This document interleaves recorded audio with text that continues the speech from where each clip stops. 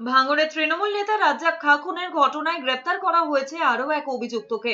শনিবার রাতে চালতাবেরিয়া অঞ্চলের চকমরিচার বাসিন্দা বাবু খাঁ ওরফে হাসা নামে একজনকে গ্রেপ্তার করেছে উত্তর কাশীপুর থানার পুলিশ। পুলিশ সূত্রে খবর, এই বাবু খাঁ সরাসরি ভাবেই ঘটনাস্থলে উপস্থিত ছিলেন। সব মিলিয়ে গ্রেপ্তারের সংখ্যা বেড়ে দাঁড়িয়েছে 8 জন। এই ঘটনার সঙ্গে আরো কেউ যুক্ত আছে কিনা তা তদন্ত করছে উত্তর কাশীপুর থানার পুলিশ। এদিকে ভাঙড়ে তৃণমূল নেতা রাজ্জাক খাঁ খুনের ঘটনায় গ্রেপ্তার হওয়া রাজু মোল্লা বিজেপি কর্মী। এমনই চাঞ্চল্যকর দাবি করেছেন ক্যানিং পূর্বের তৃণমূল বিধায়ক শওকত মোল্লা। তার দাবি, রাজু 2024 সালে লোকসভা নির্বাচনের সময় বিজেপি করেছিলেন। যে রাজু মোল্লা যে অ্যারেস্ট হয়েছে সে কিন্তু বিজেপি কর্মী, তার প্রমাণ আমার কাছে আছে। এই হচ্ছে রাজু মোল্লা, যে মেন শুটার, যে সরাসরি রাজ্জাককে গুলি করেছে। এবং আমি মনে করি যে আইএসএফ এর সঙ্গে যে সক্রিয়ভাবে বিজেপির একটা যোগসাযোগ আছে, এটা তার সবচাইতে বড় উদাহরণ, সবচাইতে বড় প্রমাণ।